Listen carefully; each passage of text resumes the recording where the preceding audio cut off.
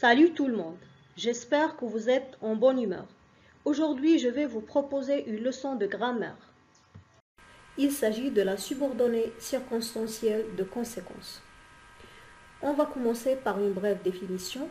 La subordonnée circonstancielle de conséquence sert à exprimer le résultat logique du verbe de la proposition principale. Le mot que vous devez retenir, c'est que la circonstancielle de conséquence exprime un résultat logique. Regardez l'exemple. Les citoyens risquent d'attraper un virus. Alors, ils restent à leur maison. Vous avez, comme d'habitude, deux parties. La proposition principale qui exprime cette fois la cause et la proposition subordonnée qui exprime la conséquence. L'expression ici exprime la conséquence. Vous allez remarquer qu'il y a une symétrie avec la leçon qu'on a précédemment présentée, c'est la leçon de la cause. Je vais vous expliquer pourquoi. La cause et la conséquence sont comme le recto et le verso d'une feuille. Ça veut dire qu'ils sont inséparables dans la phrase. Et j'ai fait exprès de garder le même exemple qu'on a déjà vu dans la leçon de la cause pour que vous puissiez voir la distinction. Alors vous avez, tu seras puni parce que tu n'as pas respecté la charte de la classe. Cette phrase exprime la cause, tout simplement parce que vous avez la locution conjonctive parce que. La proposition principale exprime la conséquence. La subordonnée exprime la cause. On va passer maintenant de la cause à la conséquence. Remarquez la transformation. Ça va donner « Tu n'as pas respecté la charte de la classe. Donc, tu seras puni. » Vous allez remarquer qu'on a changé l'ordre des phrases. La proposition principale est devenue subordonnée et vice-versa. Remarquez. Alors, la proposition principale est devenue subordonnée. Et la proposition subordonnée est devenue principale. On a changé aussi les expressions. L'expression parce que est devenue donc, tout simplement parce qu'on n'a plus la même nuance de sens. Dans la première phrase, il y a la cause et dans la deuxième, il y a la conséquence. En bref, si vous voulez passer de la cause à la conséquence, vous avez deux étapes à faire. Changer l'ordre des phrases, changer les locutions conjonctives ou les expressions. On va voir maintenant comment identifier facilement la conséquence. Vous avez l'exemple, elle avait chaud au point qu'elle est allée à la plage. Vous avez à poser deux questions. Après la phrase principale, on va poser les questions suivantes. Quelle est la conséquence? Quel est le résultat? Alors, elle avait chaud. Quel est le résultat? La réponse serait la suivante. Au point qu'elle est allée à la plage. On va souligner la subordonnée de conséquence jouera ici la fonction d'un complément circonstanciel de conséquence.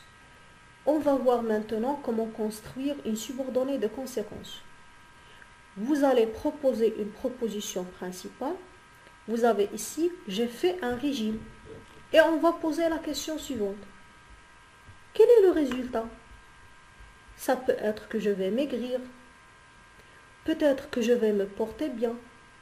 Ou que mes analyses seront bonnes. Ça va donner, j'ai fait un régime. C'est pourquoi j'ai maigri. Ça veut dire qu'on propose la première partie. Après, vous supposez un résultat et vous liez les deux parties via une expression de conséquence. On va voir maintenant quels sont les outils à employer pour exprimer la conséquence.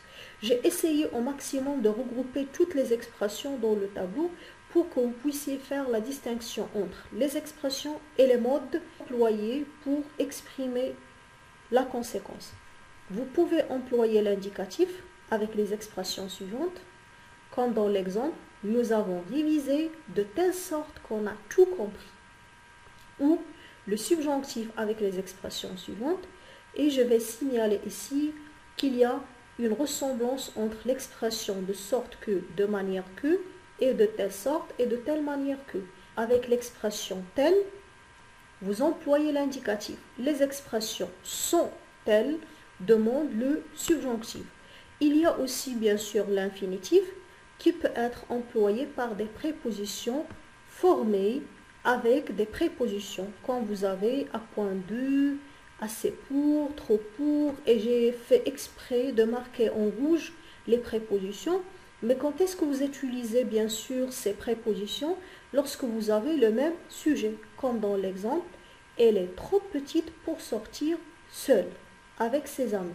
Alors vous avez le même sujet. Lorsque vous avez le même sujet, il est mieux d'employer des expressions introduites par des prépositions. Vous avez aussi la conséquence qui peut être liée à l'intensité par des adverbes si, tellement, tant, tel qui font partie de la proposition principale et que qui fait partie de la proposition subordonnée. Alors vous avez il faisait si tard que tout dormait. Tard ici est un adverbe. Elle est tellement triste qu'il pleurait jour et nuit. Triste, c'est un adjectif.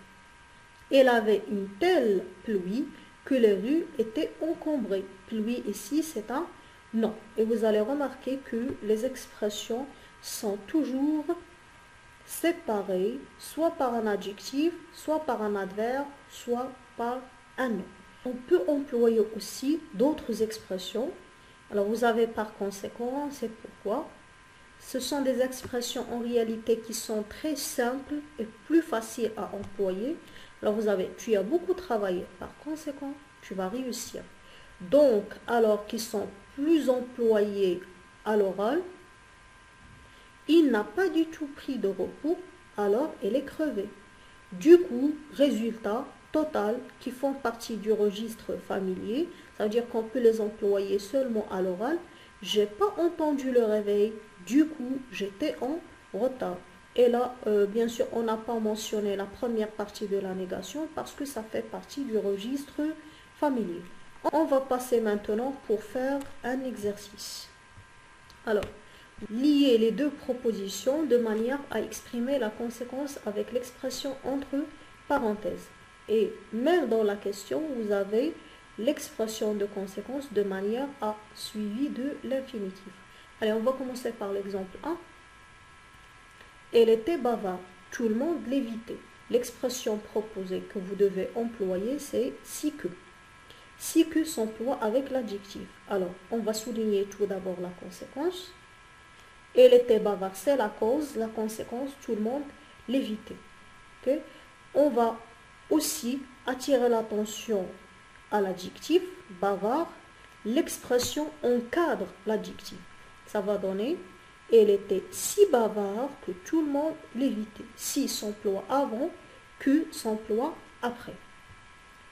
Exemple suivant, elle est réservée. On n'ose pas lui poser des questions. On va employer au point que. Au point que s'emploie avec l'indicatif, ça veut dire qu'on ne va pas changer la conjugaison et s'emploie tout avant la conséquence. On va souligner la conséquence. Ça va donner elle est réservée au point qu'on n'ose pas lui poser des questions. Phrase suivante. Les joueurs ont triché. Le championnat a été annulé. On va employer de telle manière que. De telle manière que s'emploie au milieu, ça veut dire entre la cause et la conséquence. Ne demande pas un changement de conjugaison. Ça va donner